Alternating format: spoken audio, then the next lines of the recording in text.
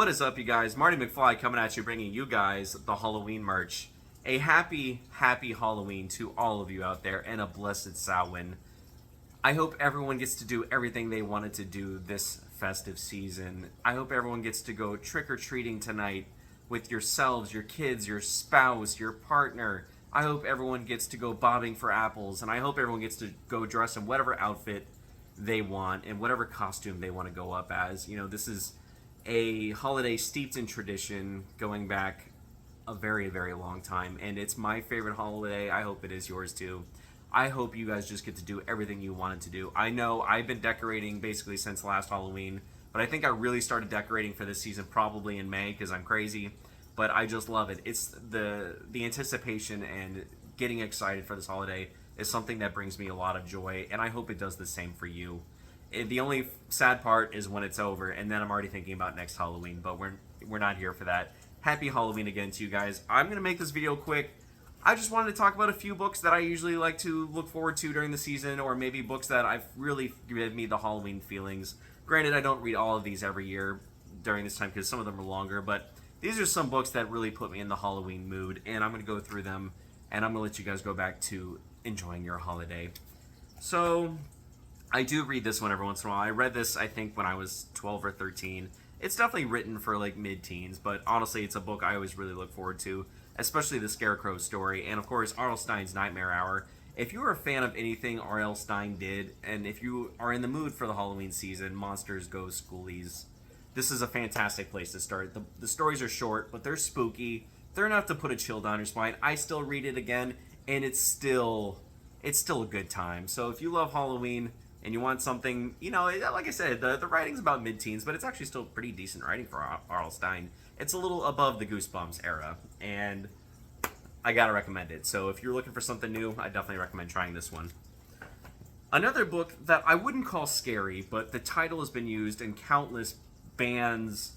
It's been used all across literature, and I think we've heard this phrase many times, but the writing style and the feelings of autumn and coming of age, I think a lot of people recommend this, but Something Wicked This Way comes by Ray Bradbury. You know, I think it's spooky, and I think it gives you a lot of those feelings, but I wouldn't call it, like, scary. It's not the most terrifying book I've ever read, but I think the way it's written, the age group, and then the feelings you get of the autumnal season, this is definitely one of those that I feel like really fits around this time of year. Another one, you know, it's really more of like a tour guide, but with a lot of history built in. But Season of the Witch by J.W. Ocker. The writing is actually, the guy is actually a very, very good author, a very well explained writer. He really tells you about a little thing about everything. The chapters are a little long, so you might have to get into a slog and take breaks if you're not used to those really, really long chapters. But he does such a good job of being like, yeah, this is where this landmark is posted, but it's actually way over there. And he gives, you know, firsthand accounts talking to people that live there and that are from there about different things that you don't get in the tour guides and the guidebooks. So this is something that I look forward to, and it really puts me in the spooky mood, especially since it's all stuff that he's actually doing and did, and he takes you on a really close-up tour guide of Salem, Massachusetts, especially during this Halloween season. Now, these are all coming in one little trio, and the covers themselves paint the picture of why I love these books, but this was kind of what you could say the books that initially got me into reading comic books when I was younger, and obviously, you know, it got me into Batman in general. I grew up watching the movies and the cartoon, and then, of course, Christian Bale's Batman came out and blew my socks off. But I would say as far as the comics books are concerned and really going into the lore, Batman, The Long Halloween. This is the OG First Press book 1, and it's one of my favorite Batman stories of all time. Of course, I got the actual trade paperback, and I'm really excited about that. Error, if you will, but you know, those are the books that really got me into Batman. And of course, you got The Long Halloween, which is one of my favorite series of Batman, probably my favorite comic of all time. And if you're not in the know, they actually, one last time, they're doing the Batman, The Long Halloween, The Last Halloween. And of course, this is with Jeff Loeb. Unfortunately, rest in peace, Tim Sale. He will not be a part of this, but it's got some of his older drawings, and it's still part of the story. And so far, so good. These are the first two that I've collected from the last Halloween, and they are both excellent. So this series is going to keep going for a little while longer. Now, this book is a little bit better as far as giving the history of Halloween, which I think I can really appreciate, because there's so many books out there that talk about the history of Halloween, but I don't think any of them did as good as a job and go as in-depth as this one did. Now, there's a couple errors in there. There's some grammar problems. There's some date errors. And, you know, there's some things that kind of look Wikipedia'd. But I would say overall, it's still a fun read, and it's cool to really just go deep dive into the historical analysis of our favorite holiday. And, of course, that's Trick or Treat, A History of Halloween by Lisa Morton. So if you want, it's a short book. You can clean it up pretty quick. The chapters are really long, though, so you have to kind of pace yourself. But I think they do a really, really good modern interpretation of the history of Halloween. I'd say overall, that's one of my favorites that I've read so far. Now, this book is a Stephen King classic. It's been done in countless movies, and they keep trying to redo it.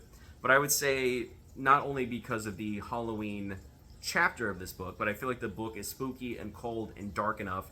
And there's grief, there's melancholy. There's so many things going on in this book that really put me in the Halloween mood. Stephen King's Pet Sematary, and I think he does a really good job of recreating those feelings that I like to feel during this time of year. So if you haven't read it, that's another one if you're looking for something that puts you in the festive mood.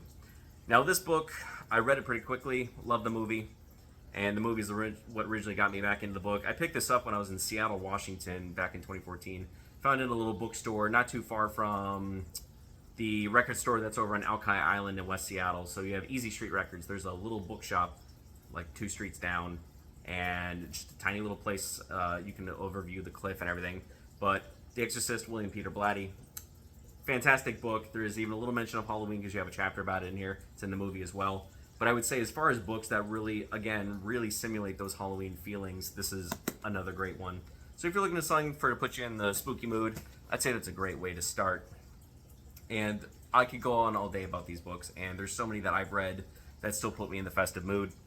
And I'm going to give you 2 more. This one is an anthology series. This is a second pressing. The first pressing was way more expensive, but there's so many authors in this anthology series, and each one of them puts you in a different spooky mood for a different reason. But October Dreams, a celebration of Halloween. This tome, as I would like to call it, this massive thick boy, really does a great job of short, succinct stories that you can read in an instant, and really, if you want to go be put in the spooky mood, this is a great place to start. This is one of my favorite Halloween books that I like to pull out a couple times a year, especially around this time of year. Maybe a little something like a little bit of scotch or a beer on the side, some spiked eggnog or some spiked cider, etc., and just kind of read through these casually. So this is a great place to start.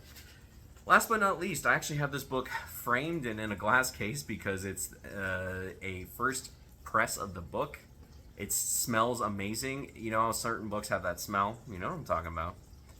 This is one of those books, and it's got a lot of memories attached to it because me and my mom used to read it together every year, especially growing up. And I think maybe we stopped when I was in middle school, but I think even though we would still go into the living room and all of us would read it together with me, my dad, my mom. And this book just has this amazing smell of old leaves, and I don't know why this book more than others, but it just smells wonderful.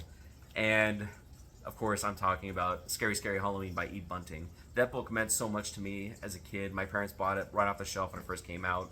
I think we backtracked it and found out it's actually first edition of Scary Scary Halloween. I didn't realize how much that book was worth now, but goodness gracious. And that book just meant so much to me, and I love reading it every year. It really puts me in the Halloween mood and really makes me appreciate this holiday. And that's it from me, guys. Like I said, there's countless books we could go over together. I could sit here all day, but I want everyone to have a wonderful Halloween and to enjoy their holiday today. What are you guys reading? What are you listening to? What are you watching tonight? What horror movies? What books are you reading? What bands are you listening to? I'm dying to know. Happy, happy Halloween to all of you guys. A blessed Samhain, and peace.